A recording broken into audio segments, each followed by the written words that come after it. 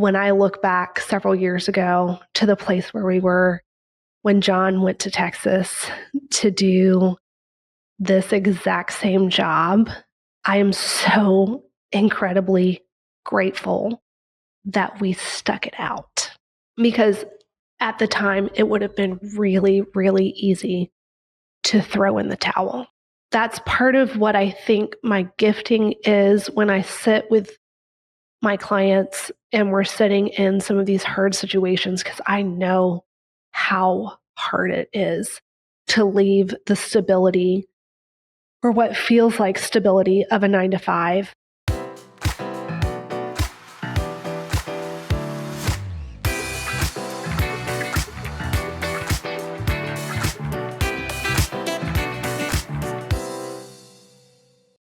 Today's going to be a little bit of a different episode. I am going to share a part of my story that I don't think I have publicly before. I've shared bits and pieces and, kind of glaze over what I like to call the messy middle. And at the time of recording, I'm about halfway through a season of our life where we temporarily relocated from Athens, Georgia to Fort Worth, Texas.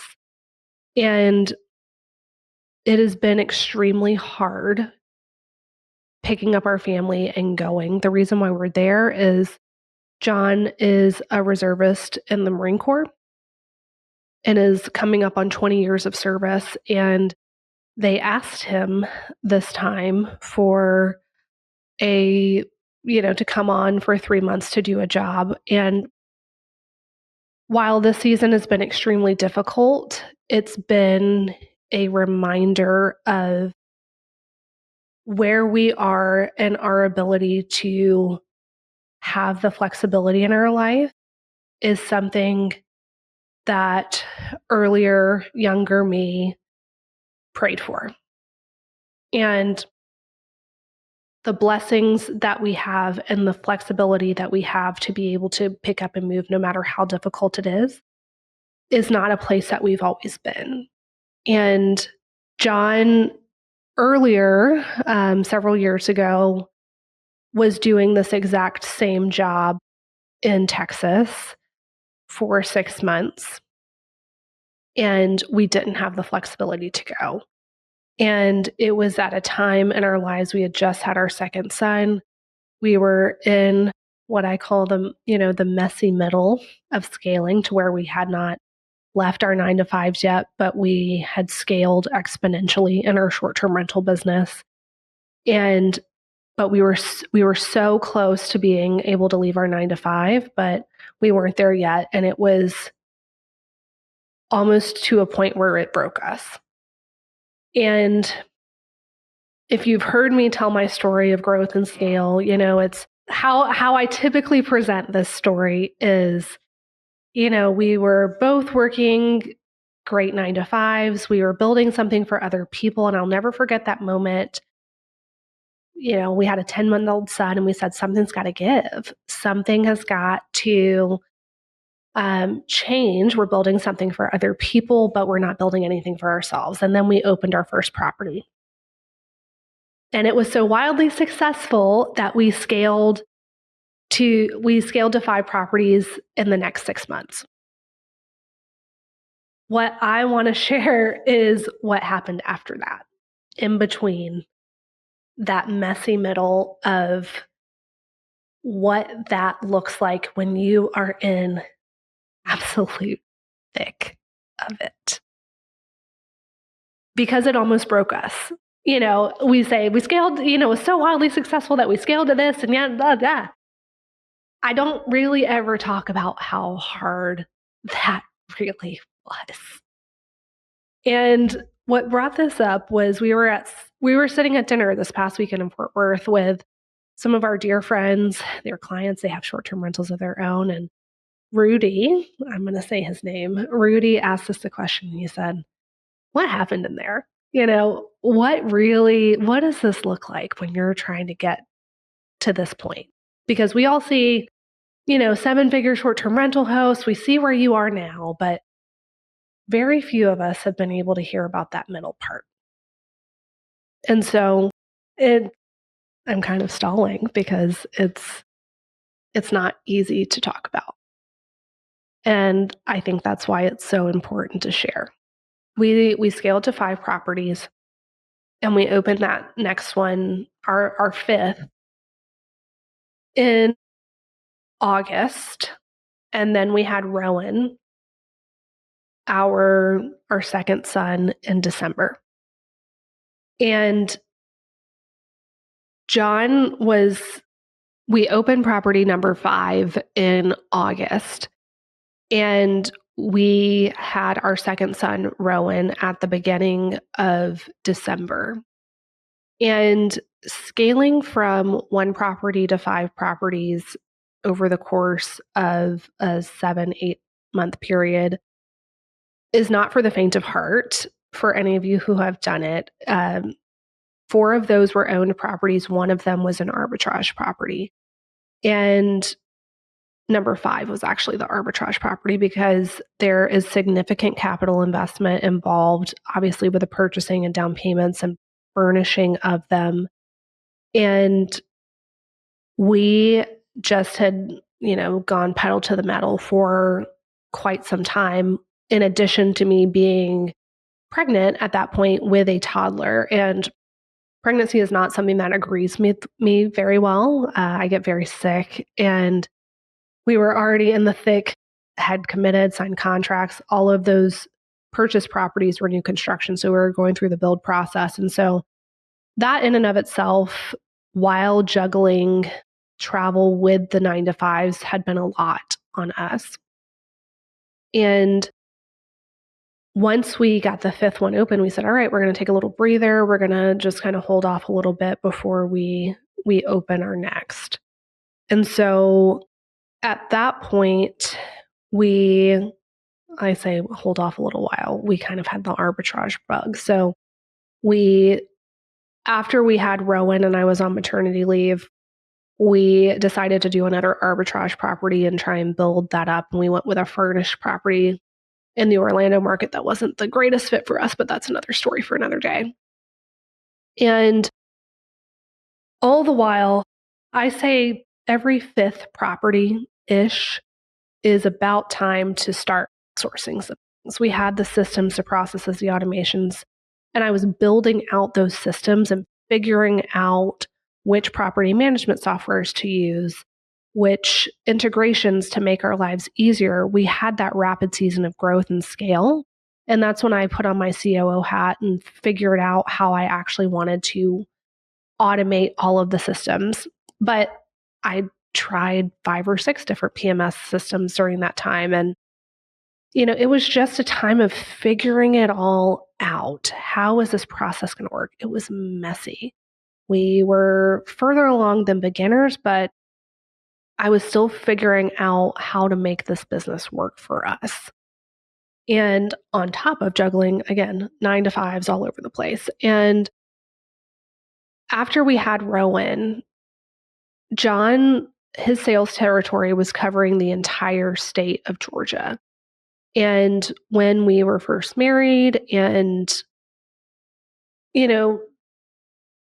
young and no kids, footloose and fancy free, he'd leave on a Monday, come back on a Thursday. I've always been pretty independent, traveling myself. But when we had 2 kids and when we had another business, that travel schedule was really difficult.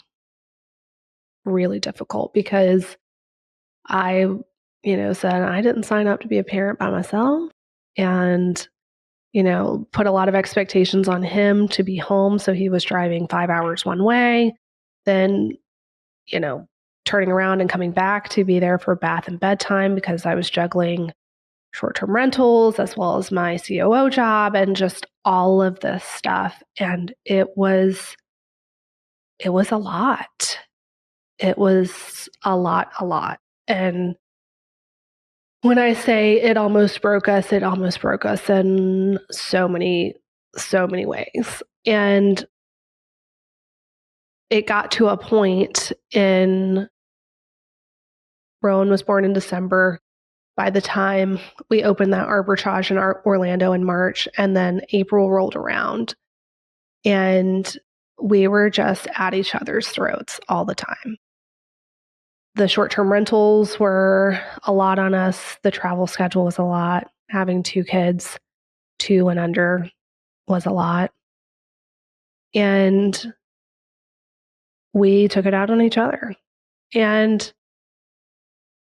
it was a very hard season. And the Marine Corps in April said, hey, we want you to come out to Fort Worth for 6 months to, fulfill this position.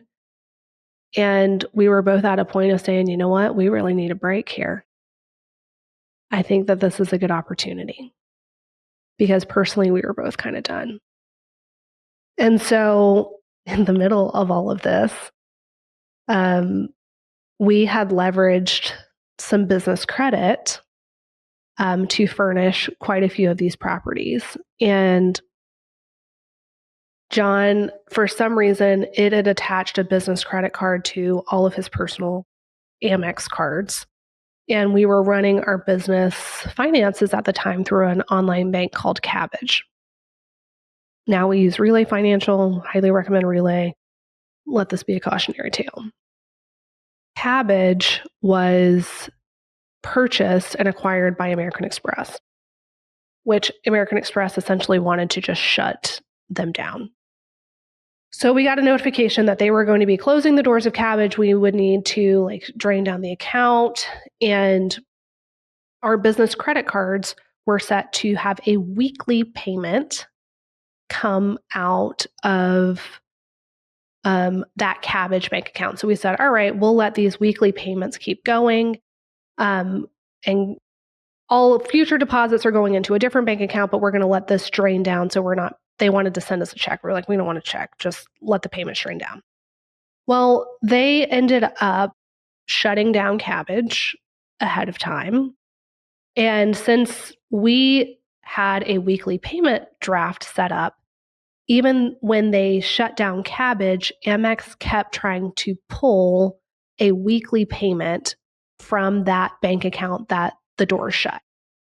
We never actually were late on a statement payment. We never defaulted on a payment, nothing. But Amex completely shut down and closed all of John's accounts, making all of that money due.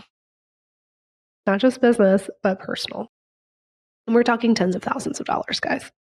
So that was in April as well. And John was like, I don't know if this is worth it. This is, just adding stress to our lives. And we had to make a decision, is this worth it? And it took me back to that time at the table with the 10-month-old and saying, hey, there has to be another way, because we can't keep this travel schedule. We can't do this, but we're also not at a point. We're so close to being able to leave, but we're not there yet. What do we do? And so we decided for John to go by himself to Fort Worth for 6 months in order for him to get some space, to get some clarity around things, because he was just so stressed out by the time he got home. It was just a lot for us personally. And what that did was it allowed him to have time where he wasn't driving, sometimes 6 and 7 hours a day to come back home. It gave me the space to continue to grow our business, and he was able to help me from afar. And we also banked all of the extra money he was getting, because it was a temporary assignment. There were a lot of bonuses and incentives for that to pay down those cards, but we lived only off of our short-term rental income and banked his and paid off all of that, those credit cards, and built up a nest egg. So when he came home, he didn't go back to his 9 to 5. And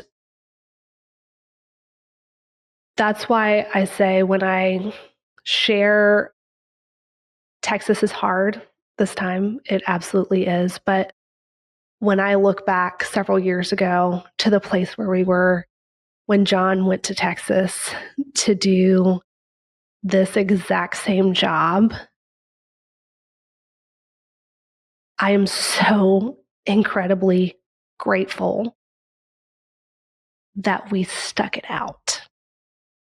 Because at the time, it would have been really, really easy to throw in the towel. And that's part of what I think my gifting is when I sit with my clients and we're sitting in some of these hard situations, because I know how hard it is to leave the stability or what feels like stability of a 9 to 5. I know how hard it is. And I try not to make those sessions about what we went through, but I know on a very, very deep level the sacrifice that it takes to make a change that is going to affect not just you, but the generations of your family to come. Sitting in Texas now, we've had some really hard moments there, guys. I had somebody try to break in to the guest house on our property while I was in there. They saw me and keep trying to break in. It has not been an easy adjustment out there transporting everybody, but I just keep coming back to the gratitude that we have the flexibility to do it. So, lessons here, guys, that there's an Instagram versus reality, and I don't ever want you to compare what you see on Instagram or social media or the highlight reel of somebody's story and not think that they had a messy middle. Because I sure as heck did. Our family sure as heck did. When we were trying to grow and scale this business, there were immense sacrifices that were made. And never forget that no matter how difficult your circumstances are, at some point you get to a point where your future self is somewhere that your past self has dreamt and prayed for. And I just want to encourage you guys, if you're in that season of the messy middle of trying to scale, doing a lot, burning the candle at both ends, keep at it. It gets better. It absolutely gets better. And I encourage you to keep going.